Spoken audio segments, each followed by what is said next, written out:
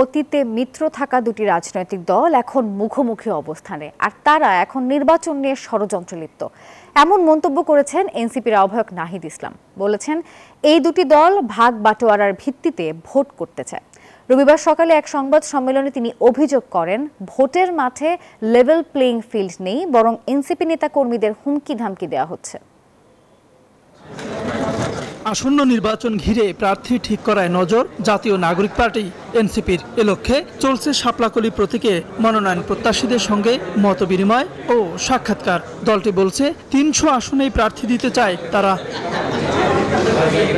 রবিবার রাজধানীর মিন্টো রোডে আবু সাইদ কনভেনশন সেন্টারে সংবাদ সম্মেলনে আসেন এনসিপি নেতারা। বলেন, পুরানো রাজনৈতিক দলগুলোর নেতারা মানুষের জীবন অতিষ্ঠ করে তুলেছে। ভোটের মাঠে এনসিপি নেতাদের বাধা পেতে হচ্ছে বলে অভিযোগ করেন তারা। অনেক স্থানীয় পর্যায়ে নেতা কর্মী হয়তো কোনো একটা জেলায় ৫ জন ১০ জন দিলে এমন কিছু কার্যক্রম সাধারণ মানুষকে হয়রানি ভোগান্তি শুরু করেছে যে শত শত মানুষের জীবন অতিষ্ঠ হয়ে উঠছে। টানা তৃতীয়বার অর্জন করেছে দেশের সেরা সুপার ব্র্যান্ড স্বীকৃতি বসুন্ধরা টিস্যু।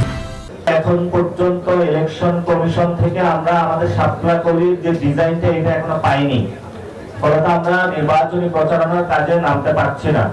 সংবাদ সম্মেলনে এনসিপির প্রধান নাহিদ ইসলাম বলেন, দুটি রাজনৈতিক দল ভাগ বাটোয়ারার মাধ্যমে নির্বাচন করতে চায়, যা এনসিপি মেনে নেবে না। যে দলগুলো এখন মুখোমুখি দাঁড়িয়েছে, একসময় তারা বন্ধু ছিল, তারা কিন্তু একটা চক্রান্ত করছে।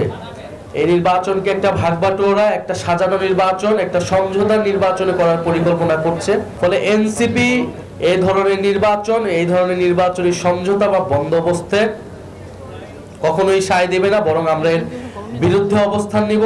এনসিপির নীতি আদর্শের সঙ্গে কোনো দল একমত পোষণ করলে তাদের জন্য দরজা খোলা, জানান দলটি প্রধান নাহিদ ইসলাম।